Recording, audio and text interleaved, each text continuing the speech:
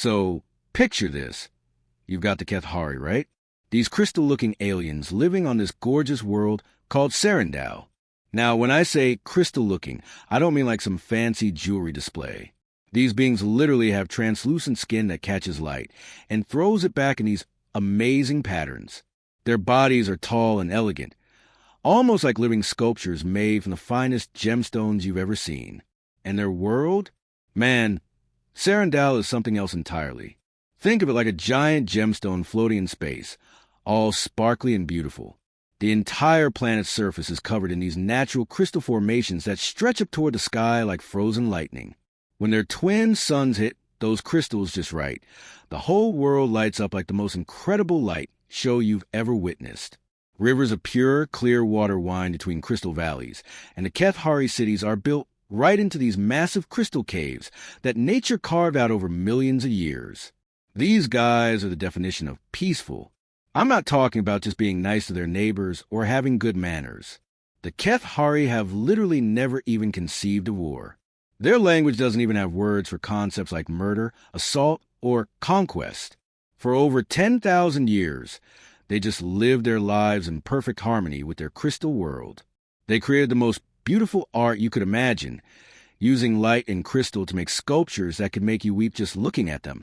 They studied the stars with a curiosity that would put our best scientists to shame, mapping out distant galaxies just for the pure joy of learning.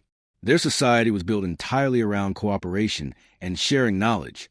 If one Kethari discovered something new, they immediately shared it with everyone else. They had no concept of greed, no understanding of taking something that wasn't freely given. Children grew up learning how to grow crystals, how to shape light, how to create harmony in everything they touched. It was like an entire civilization of artists and philosophers, all working together to make their world more beautiful. Then boom, the Vorthak Consortium shows up. Now these guys are basically space locusts with ships. Picture the worst insects you've ever seen, multiply their creepiness factor by about 100, give them advanced technology, and remove any trace of conscience they might have had. The Vorthak are insectoid raiders who strip mine entire worlds, and don't give a damn who gets hurt in the process. They've got these massive mining ships that can tear through solid rock like it's paper, and they travel from system to system looking for valuable resources to harvest. When they spotted Serendal on their long-range scanners, it was like Christmas morning for them. A whole planet made of rare crystals? These formations that the Kethari had lived alongside for millennia were worth more money than most civilizations see in a lifetime. The consortium's advanced scouts took one look and decided it was prime real estate for their mining operations. 12 billion Kethari living there peacefully? Not their problem. The crystal folks tried everything they could think of when those dark ships started appearing in their sky. First came diplomacy. The Kethari sent their wisest elders to meet with the Vorthak commanders, offering gifts of their finest crystal artwork and trying to explain that this was their home. The insectoids just laughed with those horrible clicking sounds they make and told them they had 30 days to evacuate. Next came appeals to galactic law. The Kethari had never needed lawyers before, but they quickly learned about territorial rights, ancient settlement claims, and environmental protection statutes. They filed every legal document they could find, citing laws that protected inhabited worlds from commercial exploitation. The consortium's legal team buried them in paperwork and countersuits that could take decades to resolve. Getting desperate, the Kethari started offering trade deals. They promised to harvest crystals themselves and sell them to the consortium at incredibly low prices. They offered to share their crystal growing technology, their light manipulation techniques, anything that might convince these invaders to leave their world intact. The Vorthak weren't interested in partnership. Why negotiate when you could just take everything? Nothing worked. The mining ships kept coming, setting up their horrible extractors that bit into Serendal's crystal surface like metal teeth. The beautiful light patterns that had danced across their world for millions of years started going dark as the mining operations tore through the crystal networks. So they did the only thing left. They sent out a desperate plea across the entire galaxy, using every communication frequency they knew, broadcasting on emergency channels, even sending physical messenger probes to every civilized world within 100 light years. Help us. They broadcast in dozens of languages. We'll give you everything we have. Just please, don't let our world die. And you know what happened? Crickets. Well, almost. The big shots of the galaxy heard that plea loud and clear. And let me tell you, their responses were about as helpful as a chocolate teapot. The Galactic Council, that fancy organization that's supposed to keep peace in the galaxy, what did they do? They sent a strongly worded letter. I'm not kidding. They actually wrote a formal diplomatic protest expressing their deep concern about the situation and filed it with the consortium's legal department, as if the Vorthack were going to read some fancy paperwork and suddenly develop a conscience. The Altruian Federation, these guys who claim to be the most enlightened civilization in the galaxy, came back with their standard response. Sorry, non-interference policy. They've got this whole philosophy about how advanced species shouldn't get involved in the affairs of others. Real convenient, when it means they don't have to risk their own necks, right? Their ambassador actually had the nerve to suggest that this was a natural evolutionary challenge that the Kethari needed to face on their own. Easy to say when it's not your world getting torn apart. The Zephyrian Empire. Now, these guys are usually the first to flex their military muscles when there's something in it for them. But suddenly, they were very busy elsewhere. Their entire fleet was apparently tied up in some critical border disputes that nobody had heard of until the Kethari plea arrived. Funny how that works. Their war minister sent back a message saying they'd love to help, but couldn't spare even a single ship. Complete nonsense, of course. But what could anyone do about it? Even the notoriously aggressive Saurian clans, these lizard warriors who usually fight first and ask questions later, found excuses to look the other way. These are the same guys who once declared war on an entire star system because someone insulted their scales. But now they were claiming their honor code prevented them from interfering in commercial disputes. Commercial disputes. As if what was happening to Serendau was just some business disagreement. The truth was, nobody wanted to mess with the Vorthack Consortium. And when I say nobody, I mean absolutely nobody in the so-called civilized galaxy. See, these weren't just miners with fancy equipment. The consortium had serious firepower protecting their operations. We're talking about battle-hardened mercenaries who've been fighting wars across the galaxy for decades. These weren't weekend warriors or planetary defense forces. These were professional soldiers who made their living by being better at violence than anyone else. Their ships were massive floating fortresses, each one capable of taking on entire planetary defense fleets. They had enough weapons on board to level cities from orbit, and they'd proven they weren't afraid to use them. The consortium had a reputation that made even the toughest military commanders think twice. They crushed 3 different rebellions in the past decade alone, each time making examples that other worlds wouldn't forget. Going up against them meant real war, the kind where entire fleets get wiped out and planets get turned into glowing debris fields. None of the civilized species wanted that kind of heat. They all had their comfortable territories, their trade agreements, their peaceful way of life. Why risk all that for some crystal people they'd never heard of before? So there's a Kethari, watching their beautiful world get carved up piece by piece, while the galaxy's great powers offer thoughts and prayers, but nothing else. Every day, more of their crystal forests disappeared into the consortium's processing ships. The light patterns that had danced across their world for millions of years were going dark, section by section. Children who had grown up playing in crystal caves now huddled in underground shelters as the mining equipment tore through their neighborhoods.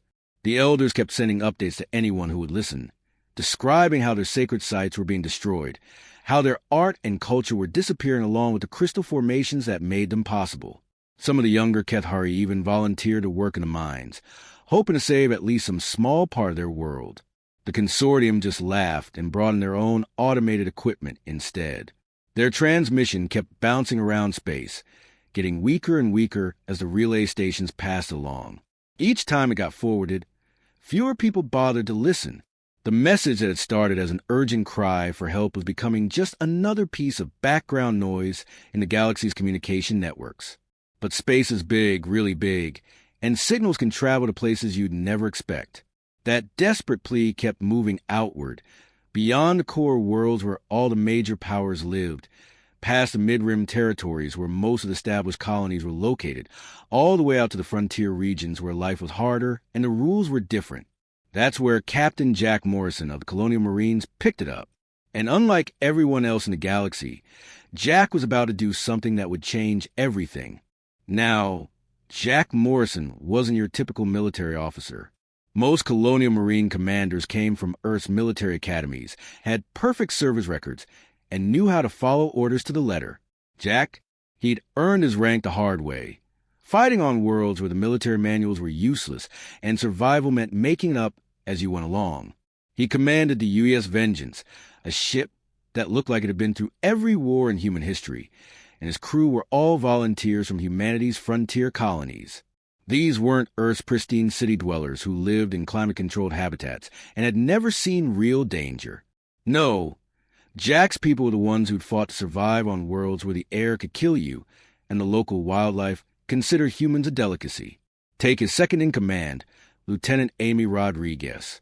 She'd grown up on Titan's Edge, a mining world where the atmosphere was so toxic that a single leak in your suit meant you had about 30 seconds to find shelter before your lungs dissolved. Or Chief Engineer Pete Williams, who'd spent his childhood on New Aberdeen, where the gravity was so strong that just walking required the kind of muscle development that would make Earth's strongest athletes look weak. Jack himself had grown up on New Montana, and let me tell you, that place makes the old American frontier look like a peaceful suburb. The planet was beautiful, sure, with rolling plains that stretched to the horizon and mountains that touched the clouds. But those plains were home to pack hunters that could smell human blood from 20 miles away, and those beautiful mountains were filled with cave systems where things lived that humanity still didn't have names for. The colonists had learned early on that you survived by watching each other's backs. When someone's farm got hit by storm season or predator attacks, the whole community pitched in to help rebuild. Because if you didn't help your neighbors, pretty soon there wouldn't be any neighbors left to help you. When Jack heard that transmission from the Keth Hari, something clicked inside him. Maybe he was growing up on New Montana, where neighbors helped neighbors or everyone died. Maybe it was watching too many good people get abandoned by the systems that were supposed to protect them. Maybe it was just human stubbornness, that weird trait that makes humans keep fighting even when logic says they should give up. But he made a decision that would have gotten him court-martialed if anyone back on Earth had known about it in time. See, Jack wasn't supposed to be making policy decisions for humanity. He was supposed to patrol the frontier, keep the shipping lanes safe, maybe chase off some pirates if they got too bold, starting an interstellar incident with one of the galaxy's most powerful organizations. That was way above his pay grade. But Jack had learned long ago that sometimes doing the right thing meant ignoring the rulebook entirely. Within 18 hours, Jack had put together the most unlikely rescue fleet in galactic history. He started by contacting every ship captain he knew in the sector, calling in favors that went back years. First to respond was Captain Danny O'Brien, who ran a converted mining ship called the Iron Will. Danny's crew had been working the asteroid belts for so long that they could strip valuable minerals out of space rocks while dodging solar flares and pirate attacks. Their ship wasn't pretty, but it was tough as nails and armed with mining lasers that could cut through just about anything. Next came the cargo haulers. These were the freight runners who carried supplies to the dangerous sectors, the places where most shipping companies wouldn't go. Captain Lisa Chun commanded a convoy of 3 heavy cargo ships that had been retrofitted with defensive systems after one too many pirate encounters. Her crews knew how to fight dirty and how to keep their ships running even when half the systems were shot to pieces. Then there were the patrol boats. Small, fast ships that normally chase smugglers and raiders around the outer rim. Their captains were young, aggressive, and had something to prove. Not the kind of people who backed down from a fight, even when they were outgunned 10-1. Captain Mike Thompson brought 2 patrol boats whose crews were fresh out of the Colonial Defense Academy and eager to make their mark. And exactly 3 actual warships joined Jack's impromptu fleet. The UES Vengeance, of course, plus the UES Defiant under Captain Tom Baker, and the UES Resolute commanded by Captain Anna Foster. These were proper military vessels with trained combat crews, but they were also the smallest warships in human service. Compared to what Consortium could field, they were like bringing knives to a gunfight. The crews? Miners from the asteroid belts who'd learned to work in the vacuum of space while dodging radiation storms. Freight runners from the dangerous sectors who'd survived everything from pirate raids to solar flares. Colonial marines who'd seen more action than most armies, fighting wars on worlds where the environment itself was trying to kill them. They called themselves Deathworlders throughout the galaxy, and for good reason. These humans came from a planet where literally everything tried to kill them, then spread out to colonize worlds that made Earth look like a vacation resort. They'd learned to fight not just other humans, but hostile environments, predatory wildlife, and natural disasters that could wipe out entire cities. The Consortium was about to learn why that mattered. When the human fleet dropped out of hyperspace at Serendal, it was like watching David show up to fight Goliath. And I'm not exaggerating here. The Consortium had dozens of ships spread across the Crystal World's orbit, including those massive mining platforms that looked like floating cities. Each one of those platforms was the size of a small moon, bristling with defensive turrets and surrounded by clouds of smaller support vessels. Their escort fleet alone had more firepower than most planetary defense forces ever see. The humans brought maybe 15 vessels, and honestly, half of them looked like they'd been held together with duct tape and prayer. Captain Danny O'Brien's mining ship had scorch marks along its hull from a dozen different encounters. The cargo haulers showed clear signs of hasty repairs, with mismatched hull plating where they'd patched up damage from pirate attacks. Even the patrol boats looked tiny compared to Consortium's sleek warships that gleamed with fresh armor and advanced weaponry. From space, it must have looked like a joke. The Keth Hari, watching from their underground shelters, probably thought their saviors were either incredibly brave or completely insane. The Consortium crews took one look at the ragtag human fleet and started placing bets on how long it would take to sweep them aside. Some of the Vortak commanders were actually insulted that such pathetic force had dared to interrupt their operations. Jack opened a channel to both sides simultaneously. No fancy diplomatic language, no lengthy negotiations, no threats or ultimatums wrapped in polite words. His message was simple and direct. This world is now under human protection. You got 1 hour to pack up and leave. The silence that followed was probably the most stunned quiet in galactic history. Here was this human captain, commanding a handful of beat-up ships, telling one of the galaxy's most powerful organizations to abandon a mining operation worth billions of credits. The Keth Hari couldn't believe what they were hearing. The Consortium crews thought it was some kind of elaborate prank. The Vortak commander's response involved a lot of chittering laughter and some very creative insults about human intelligence. This guy had been in the business for decades, had crushed rebellions and conquered worlds, and he wasn't about to be intimidated by what looked like a collection of space junk. He actually asked Jack if the humans were serious, because surely no species could be stupid enough to challenge a Consortium with such a pitiful force. Jack's reply was even simpler. 59 minutes and counting. That's when the Vortak commander made his decision. Instead of continuing the conversation, instead of trying to negotiate or call for reinforcements, he decided to teach these upstart humans a lesson they'd never forget. He gave the order to open fire, figuring they'd vaporize the human fleet in minutes and get back to their mining operations. Big mistake. Huge mistake. See, human ships are built different, and I mean fundamentally different from anything else in the galaxy. When you come from a world where hurricanes are considered mild weather, where earthquakes can level entire continents, where the ocean storms can sink islands, you learn to build things tough. Really tough. Then humans went out and colonized planets that made Earth look like a peaceful garden. Worlds where the atmospheric pressure could crush steel, where the temperature swings could melt rocks, where the radiation levels would fry most electronics in minutes. Every human ship in that fleet had been designed to survive conditions that would destroy vessels from other species. Captain Danny's mining ship had been built to work inside asteroid fields while solar flares rage around it. Those cargo haulers had been designed to fly through nebulae where the electromagnetic interference could scramble your brain if your shielding wasn't perfect. The patrol boats might have been small, but they were built to outrun pirates in regions of space where navigation itself was a gamble with death.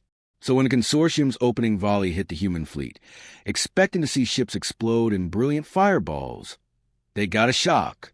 The energy beams that should have cut through human hulls like butter barely left scorch marks. The missile impacts that should have cracked ships in half just rocked them a little and made their crews angry. The return fire? Well, let's just say humans have had a lot of practice at violence. Not the clean, controlled warfare that most galactic species preferred, but the desperate, brutal kind of fighting that comes from growing up on a world where everything wants to kill you. Human weapons weren't designed to be elegant or efficient. They were designed to stop threats dead in their tracks, no matter what it took. The human mining lasers that were meant to cut through solid rock tore through consortium armor like paper. The cargo ship defensive systems, upgraded after too many pirate encounters, proved surprisingly effective against military-grade vessels. And those little patrol boats? They moved like angry wasps, too fast and too unpredictable for Consortium's targeting systems to track effectively. But the real difference wasn't the ships or the weapons. It was in the crews. The Vorthak learned real quick why Earth's military doctrine focuses on overwhelming firepower and never, ever giving up. When human ships got damaged, they didn't retreat. They kept fighting. When their weapon systems got hit, they improvised new ways to cause damage. When their hulls got breached, they sealed the leaks with whatever they had on hand and kept shooting. The Consortium had superior numbers, better technology, and more experience. But they'd never fought anyone quite like humans before. The battle lasted about 6 hours, and let me tell you, those were 6 hours that changed how the entire galaxy thought about humans forever. What started as a Consortium's attempt to swat away some annoying flies quickly turned into the kind of nightmare that would be studied in military academies for generations to come. The first hour was pure chaos. The Vorthak had never faced anything quite like human tactics before. Most galactic warfare follows pretty predictable patterns. You line up your ships, exchange fire at reasonable distances, and whoever has better shields and bigger guns usually wins. But humans? They fight like the universe is personally trying to kill them, which, given where they come from, makes perfect sense. Captain Danny's mining ship used its industrial cutting beams to slice right through one of Consortium's escort vessels, then rammed another ship, while its crew was still trying to figure out what had happened.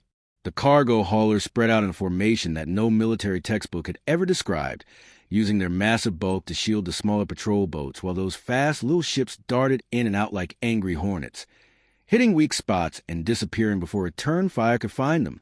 By the third hour, the Consortium commander was screaming orders in 3 different languages, trying to coordinate his forces against enemies who refused to fight by any recognizable rules. His ships were designed to fight other military vessels in organized formations, not deal with humans who used mining equipment as weapons and treated cargo haulers like battering rams. The turning point came when Lieutenant Amy Rodriguez pulled off a maneuver that would go down in military history. Her ship, the U.S. Vengeance, was taking heavy fire from 2 of those massive mining platforms when she made a decision that would have horrified anyone with common sense. Instead of retreating, she flew directly toward one of the platforms, using its own bulk to shield her from the other one's weapons. Then, while the Consortium crews were trying to figure out what she was doing, she targeted the platform's main mining laser with everything her ship had. The explosion was visible from 3 star systems away. When that platform went up, it took out 2 escort ships and damaged a third so badly that it immediately began leaking atmosphere. The message was clear. Humans weren't just willing to fight. They were willing to die to protect people they'd never even met. By the end of Hour 6, half the Consortium fleet was space debris floating around Serendal like a metallic graveyard, and the other half was limping away as fast as their damaged engines could carry them. The massive mining platforms that had been tearing apart the crystal world?